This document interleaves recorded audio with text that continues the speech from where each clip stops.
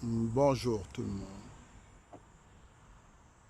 Aujourd'hui, ma vidéo, elle va pas être très longue, right?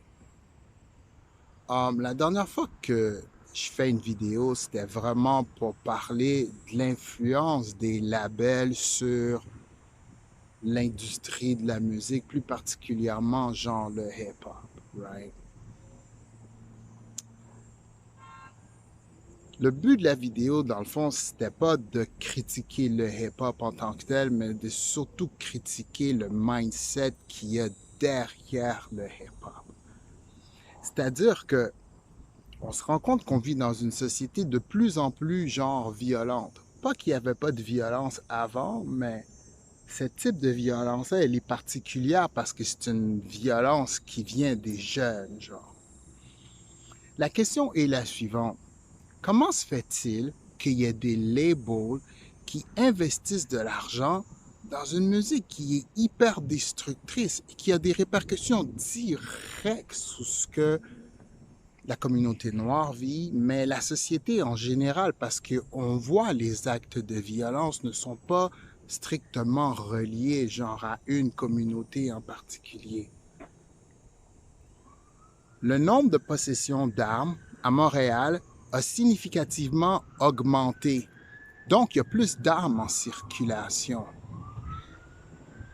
Tout le trend est basé sur ce que le hip-hop promote, right?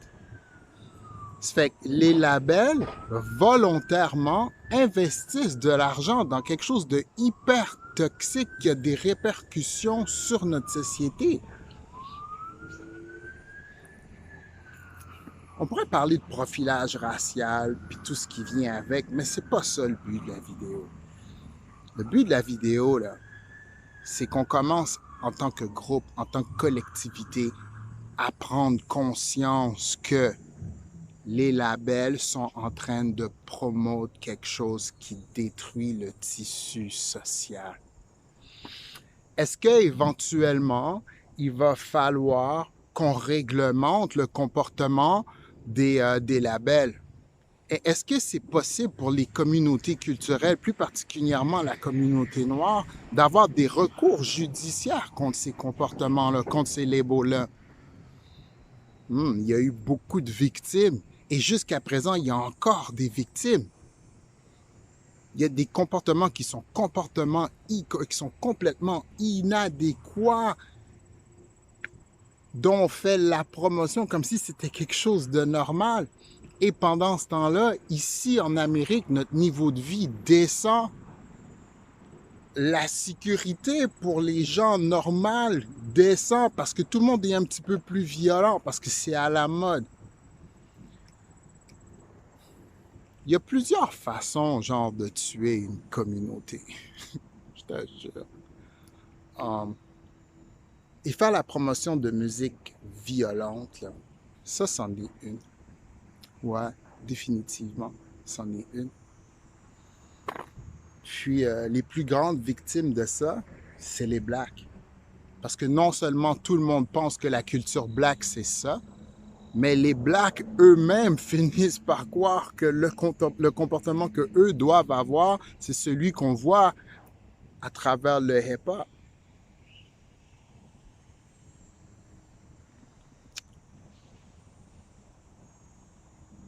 Avant le hip-hop, c'était pas ça. Et j'essaie pas de faire passer le hip-hop comme si le hip-hop a toujours été clean, puis, mais il l'était beaucoup plus. Le hip-hop, c'était pas ça. Il y a eu un groupe de gens qui a commencé à s'intéresser à cet art-là. Puis avec le temps, ils ont compris que cette musique-là avait tellement une grande influence qu'on pouvait l'utiliser justement pour shaper une communauté. Qu'on pouvait utiliser cette musique-là justement pour contrôler, mettre, euh, mettre une communauté, genre, entre des barrières, genre, dans une clôture quelconque. Anyways, yo, on va reparler de ça. La prochaine fois que je vais parler de ça, là, je vais probablement, genre, emmener des chiffres avec moi. Ouais. Anyways, yo, mon channel il est relativement nouveau, ok? Ça fait que pour moi, faire des vidéos, c'est vraiment un challenge parce que je suis une personne qui est vraiment discrète. Puis là, tout d'un coup, man, je me retrouve caméra à la main, puis je suis en train de faire des vidéos. Soyez indulgents avec moi. Um, like, share, puis subscribe, s'il vous plaît. Venez passer un peu de temps avec moi. I love you very much.